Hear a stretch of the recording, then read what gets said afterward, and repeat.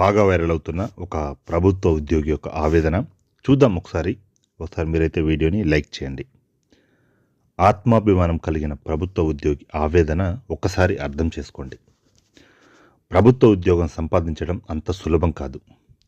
30 సంవత్సరాలు అహోరాత్రులు కష్టపడి ప్రభుత్వ ఉద్యోగం సాధించుకున్న వారిని కామెంట్ చేస్తున్న వాళ్ళు ఒక్కసారి చదవండి. ప్రభుత్వం తరపున ప్రజలకు పనిచేసి పెడుతున్నందుకు జీతం తీసుకుంటున్నారు ఉద్యోగులు. అంతే తప్ప ఉద్యోగుల జీతభత్యాలు మీరు తీసుకుంటున్న ఉచిత పథకాలు కావు. ప్రభుత్వానికి పనిచేసి పెడుతున్నందుకు మేము జీతం తీసుకుంటున్నాం, మరి మీరు ఏం చేస్తున్నారని ప్రభుత్వ పథకాల పేరుతో ఫ్రీగా ప్రభుత్వం నుండి డబ్బు తీసుకుంటున్నారో చెప్పగలరా? ఉచితాలు తీసుకునే వాళ్ళలో నిజంగా ఎంతమంది అర్హులు? వాళ్ళ వివరాలు బయట పెడితే అర్హత గురించి తెలుస్తుంది. లక్షలాది మంది నుండి పదుల సంఖ్యలో మెరుగైన పని వాళ్ళను ఎంపిక చేసుకున్నప్పుడు మెరుగైన జీవితం ఇవ్వాలి తప్పదు. 20-30 సంవత్సరాల పాటు సరదాలు సంతోషాలు పక్కన పెట్టి రాత్రి పగలు కష్టపడి సంపాదించిన విజ్ఞానం, నైపుణ్యం కలిగిన వ్యక్తులు ఊరికనే పనిలోకి రారు. ప్రభుత్వం అయినా ప్రైవేట్ అయినా మెరుగైన నైపుణ్యం కలిగిన ఉద్యోగి కావాలంటే అంతే మెరుగైన జీతం చెల్లించాలి. అనేక కార్పొరేట్ ప్రైవేట్ సంస్థలు లక్షల్లో జీతాలు ఇస్తున్నాయి. ఎందుకు? వాళ్లకు తెలివి లేక? బయట 500-600 కూలికి అంతమంది దొరికితే ఆ ప్రైవేట్ వాళ్లకు పని లేక నెలకు లక్షలాది రూపాయల జీతాలు ఇస్తున్నారా? విమర్శ చేయడం చాలా సులువు, వాస్తవాన్ని గ్రహించడం చాలా కష్టం.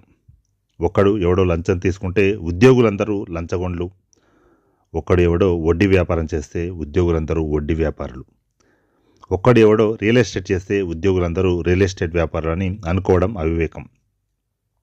మీరు చేసే వడ్డీ వ్యాపారాలకు రియల్ ఎస్టేట్ వ్యాపారాలకు ఏ ఉద్యోగో పోటీ తగిలి ఉంటాడు. అందుకే ఈ ఏడుపు. కష్టపడి పనిచేస్తే సంవత్సరానికి 12 నెలలు జీతం వస్తుంది. అందులో సుమారు 1.5 నెలల జీతాన్ని ట్యాక్స్గా చెల్లిస్తారు. దాదాపు మరో 2 నెలల జీతాన్ని పీఎఫ్ ఏపీజీఎల్ఐ పేరుతో ప్రభుత్వం దగ్గరే ఉంచేస్తారు. ఉద్యోగులు తప్ప మిగిలిన ఏ ఒక్కడు నిజాయితీగా ట్యాక్స్ కట్టాడు. 10 ఎకరాల భూములు, కోట్ల రూపాయల ఆస్తులు ఉన్న వాళ్లకు ఆసరా, అమ్మఒడి, విద్యా దీవెన, వసతి దీవెన, ఫీజు రియంబర్స్మెంట్, వివిధ సబ్సిడీలు, తెల్ల రేషన్ కార్డులు, చేయుతలు, పెన్షన్లు, రైతు బంధులు, రైతు భరోసాలు, వాహన మిత్రాలు, నిరుద్యోగ భృతులు, పావుల వడ్డీకే రుణాలు, పైసా చెల్లించకుండా వైద్యాలు, ఇలా చెప్పుకుంటూ పోతే లిస్టుకి అంతే లేదు. ఏమి చేయకుండానే మీరు ఇన్ని తీసుకుంటే పనిచేసేవాడు ఎందుకు తీసుకోడు? ఎందుకు తీసుకోకూడదు? ఉద్యోగుల మీద ఏడవడమే ఆపండి. చిన్న మనవి, ఈ మెసేజ్ మన ఉద్యోగ సంఘాల గ్రూపులోనే కాకుండా మన మొబైల్లో ఉన్న అన్ని గ్రూపులకు, అన్ని వాట్సాప్ నెంబర్లకు పంపించాలి. అందరికీ పంపాలని కోరుకుంటున్నాను.